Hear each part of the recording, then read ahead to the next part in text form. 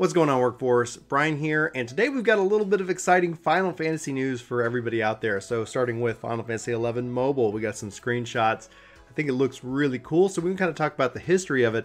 Then we're going to jump into some quality of life features that are coming that were posted for patch 4.3 through the developer's blog. These actually were not covered on the live letter, so a lot of little cool details. So let's just go ahead and jump in.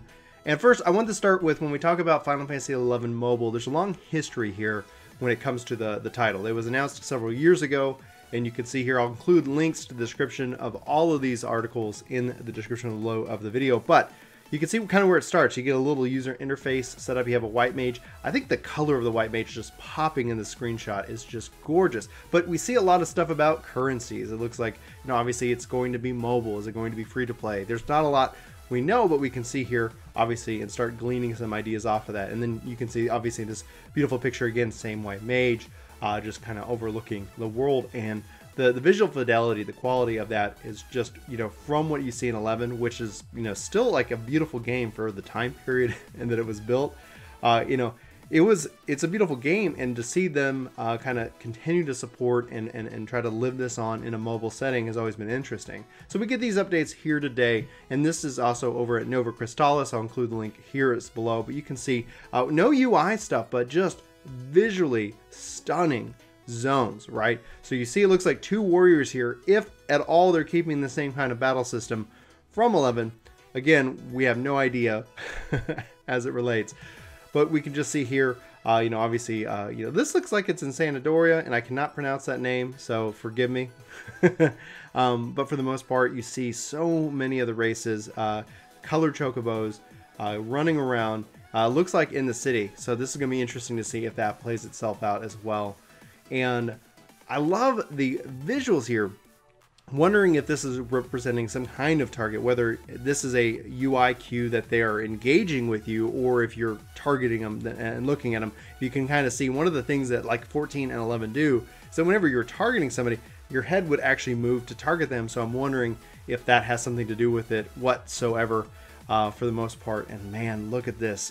Just, if this is, you know, this is mobile, my personal hope is that it's not just mobile, but I would love to see this on the Nintendo Switch. I don't know about you guys, but I love playing with the, you know, a controller. And obviously, again, jumping back here, it looks like they have the typical touchscreen thumb pad where you can touch that and move, and that's not necessarily so appealing to me.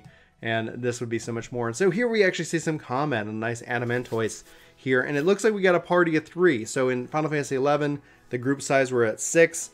You know, maybe with the mobile, we're going to see kind of a condensing of that because of the I guess, environment where we're playing and how that's going to play out.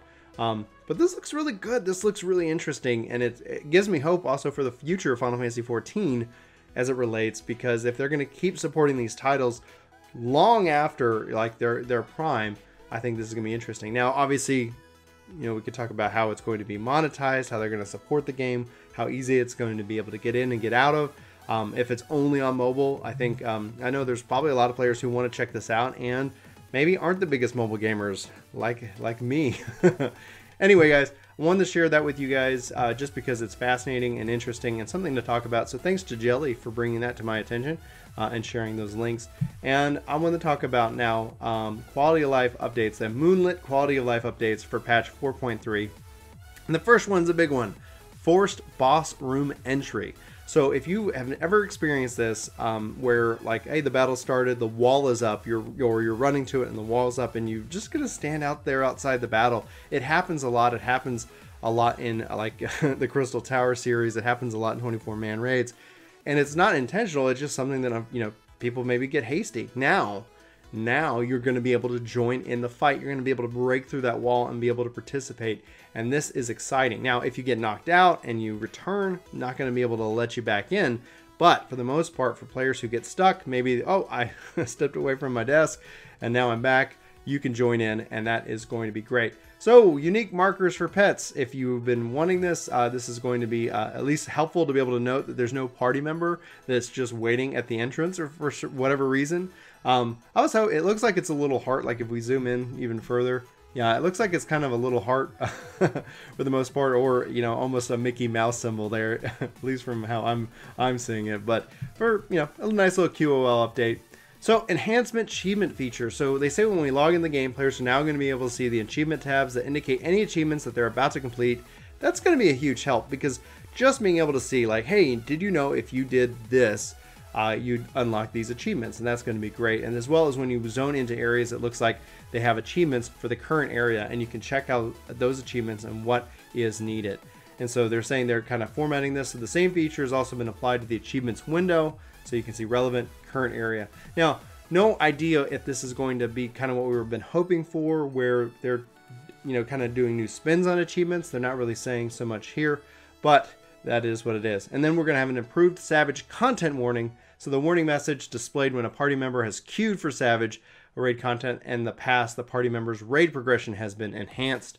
So they're showing that listing out here for you guys right now. The duty selected beyond the current story progression, preceding duty, will be skipped as its weekly reward lost. Proceed. Are you sure?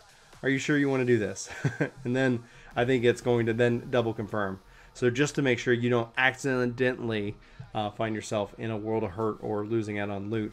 And then they're going to prioritize the display of your own party members. And if you don't know what this is that I think especially in Eureka, if you're trying to raise people in your party and maybe you can't see them because there's just a ton of stuff happening on screen at any one point in time, I think this is going to be a huge boost, a huge boon to that. So as long as it's prioritizing your party and the boss, because after that, like, you know, you do want to see people and want to help them out, but if there's hundreds of people there, you know what, boss, my party, that way I can make sure I keep them up, and then if I can help out with any kind of alliance.